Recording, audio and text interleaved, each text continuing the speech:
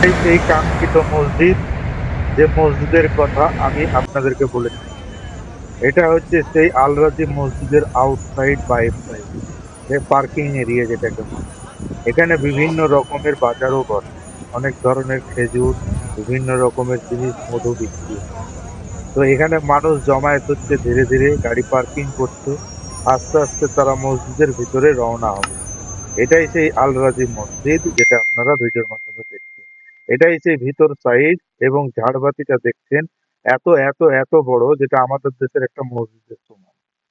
এত নান্দনিক এবং এত উন্নত টেকনোলজির তৈরি এই মসজিদে। সব রকমের সেফটি ব্যবস্থা, সব রকমের সুযোগ সুবিধা, এমনকি এমনকি মক্কা মদিনার মক্কার জমজমের পানি পর্যন্ত এই আল রাজি মসজিদে পাওয়া যায়।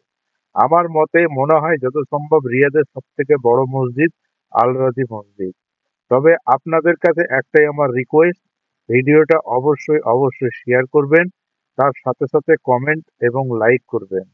কারণ আপনাদের জন্যই এই ভিডিওগুলো ধারণ করা হয়।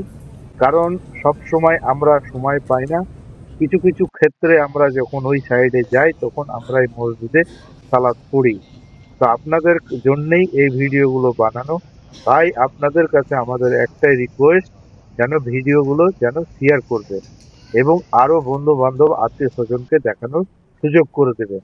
একটা কথা আগেও বলেছি, আবারও বলছি, পয়সা দিয়ে দুনিয়ার সব জায়গা দেখা যায় না।